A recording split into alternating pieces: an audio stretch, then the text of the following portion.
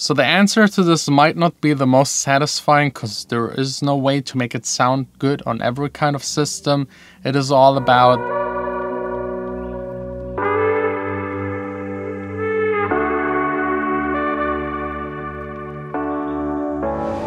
Hey guys, welcome to my studio. I just released the Laidback Luke video. If you haven't checked it out, I will link it up here. So today is quite a busy day, making one more video as usually. Plus, it's Friday. Back in the days in school, Friday was my favorite day because Friday meant the weekend. Nowadays, Friday is usually the worst day in the week because it's usually the day where I look onto my to-do list, the weekly one, and I realize I only achieved half of the stuff that I actually should have done. And I still kind of work the entire week, 10 plus hours every day. So trying to cram everything that is left in some form into one day. So that's basically what happened today. First, a lot of business stuff. Then a lot of re-recording of guitar bits. Business stuff. Phone calls. Oh man, das soll nicht dein Ernst, oder? More business stuff. Editing that entire Laidback Luke video. Who else? Afrojack, did he do like a tour video thing? He tried. He tried. Good one, Laidback Luke. Trying to clean up. I mean, that's good for my standards.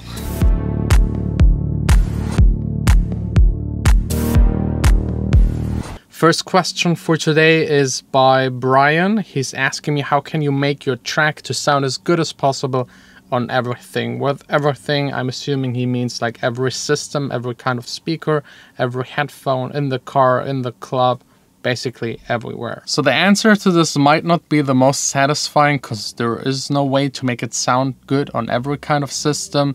It is all about the compromise, like finding a sound for your song that kind of sits in between. If you make a club track, definitely lean more towards making it sound good in a club. Best to do it is just to DJ and test it out. If you make more pop music or music that is listened a whole lot on Spotify, you have to take care more of the mid and top range and get that right. The bass isn't that important. It doesn't have to be that heavily emphasized. A lot of producers, and I'm also guilty of this mistake, they mix in their studio, think it sounds fine, then they go check it in the car or somewhere else and have the feeling it's, for example, lacking bass. Go back to the studio, adjust the bass and emphasize it a bit more. And then it might sound in another environment totally wrong and then readjust it again. And the only option to solve that is by training your ear, getting an acoustically treated room, very precise speakers, a lot of experience again. Because being able to listen to a flat frequency response makes sure that you kind of average all of the other rooms where music could be played that differ from this like average. So having a flat frequency response at your sweet spot is probably the best way to make a track, mix it and make it sound good on all kinds of system as good as possible. It's still a compromise, but you will get it as close as possible. And for the last 5%, because no one really has that perfect room or the huge big speakers that go down to 20 Hertz, so just leave the rest a little bit to a mastering engineer.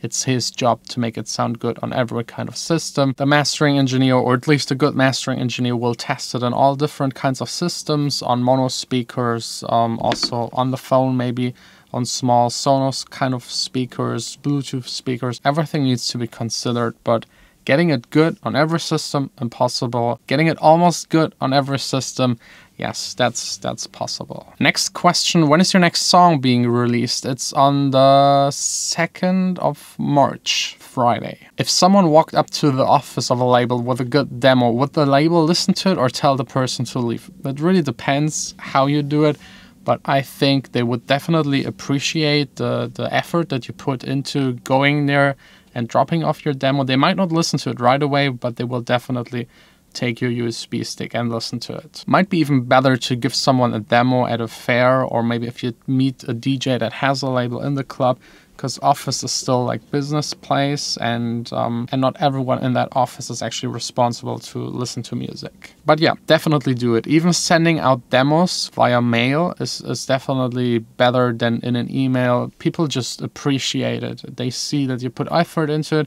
and then they will probably way more likely listen to it and even respond. Do you know of any small artists that you have a feeling that really have a chance to become big one day? Yes, a lot. A lot of friends of mine where I think they're really talented and they really put a lot of effort again into it.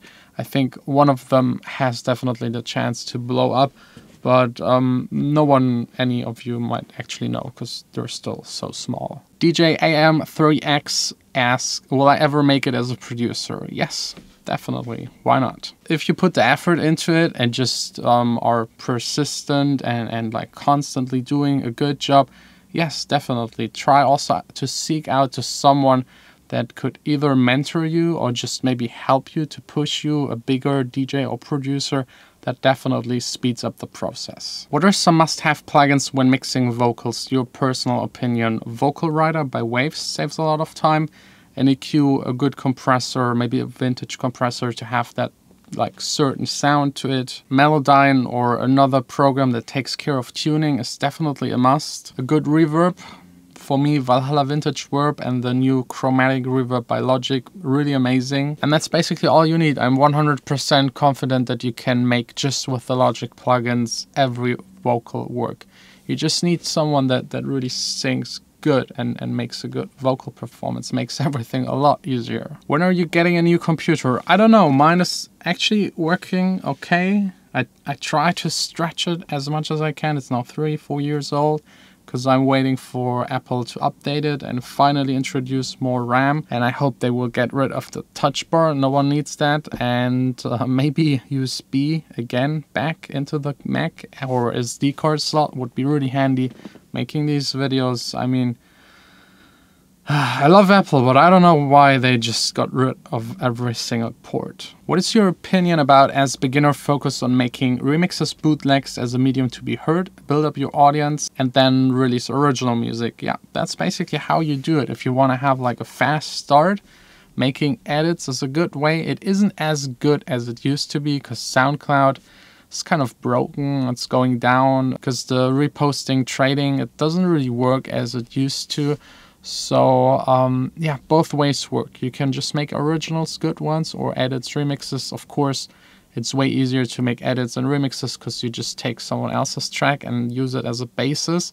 Making an original is a whole nother story. So if you're good enough to make originals, go with the originals, because if they blow up, you really made it. If you make an edit that kind of works, you never know. You might just get sued and that's it. I passed by to say a huge thank you for all you're doing. Yeah, thanks a lot. I appreciate it. Thanks for the nice words. It makes a whole lot of fun. Gonna make DJ-friendly dance music anytime soon? No, actually not. I have like 3-4 tracks that are really club tracks, but I don't really intend them releasing, at least not with like my Jon Sine artist name. Maybe a new project, but not sure. I really enjoy your videos. I'm looking to do the same vlog with my music. Any tips? Just go for it. Make your first video as soon as possible. Every second you wait, every day is just a lost opportunity, because you will learn along the lines of making those videos. If you just go back to my very first video, it just sucks. But without making that video that sucks, I would never ever get to this point and make like the past videos that I actually really like. What is the best mix and master DAW? Master and mix. I mean, for mastering, no. Isotope, not really. I think you can basically mix and master with any DAW. Maybe Ableton is more like for creative loop live kind of approach. But any other DAW is just perfect for mixing and mastering. It really depends on your experience, your room, your setup, your speakers, and how you approach everything. So the DAW doesn't really make a difference. I don't think it does, because if I listen to a song, I can't tell if it was done in Logic or Cubase or Ableton. So just pick a DAW, work with it, make great music. I really don't want to start the DAW discussion, but since it's already the end of the video, let me know down below which DAW you're using, which one you think is the best, or if you agree with me and just say It doesn't matter.